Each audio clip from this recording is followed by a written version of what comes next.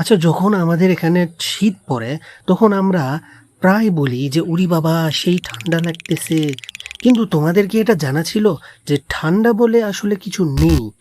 তাহলে শীতের সময় যখন আমরা ঠুরঠুর করে কাঁপি, সেটা কি?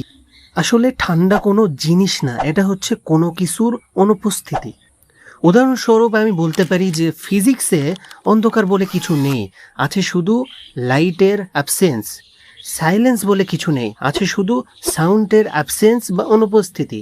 ঠিক তেমনই ঠান্ডা বলে কিছু নেই, আছে শুধু হিটের অ্যাবসেন্স। দেখো, সব কিছু অ্যাটম দিয়ে তৈরি, আর এই অ্যাটম সবসময় ভাইব্রেট করে। যখন তারা দ্রুত ভাইব্রেট করে সেটাকে আমরা গরম বলি, আর যখন তারা স্লো ভাইব্রেট করে সেটাকে আমরা বলি কোল্ড।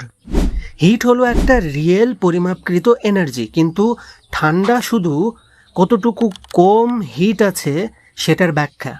আমরা থার্মোমিটার দিয়ে তাপমাত্রা মাপি, কিন্তু থার্মোমিটারও আসলে এটা পরিমাপ করে না যে কতটা ঠান্ডা, সে এটা পরিমাপ করে যে কতটা হিট আছে এর মধ্যে।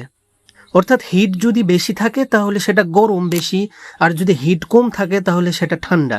ফিজিক্সে সর্বনিম্ন পসিবল টেম্পারেচার হলো অ্যাবসলিউট জিরো, মানে -273.15 ডিগ্রি সেলসিয়াস, যেখানে অ্যাটম প্রায় স্টপ হয়ে যায়, সম্পূর্ণ থেমে যায়। এর নিচে যাওয়া ইম্পসিবল। তাহলে আরেকটা প্রশ্ন রয়ে গেল যে এসি বা ফ্রিজ এগুলো কি ঠান্ডা তৈরি করে? না, তারা শুধু হিটকে সরিয়ে দেয়, যার ফলে ঠান্ডা পরিবেশ তৈরি হয়। পরের বার যখন কেউ বলবে বাবা ঠান্ডা লাগতেছে, তখন তুমি তাকে বলবা যে তোমার ঠান্ডা লাগতেছে না, তোমার আসলে গরমের অভাব হয়েছে।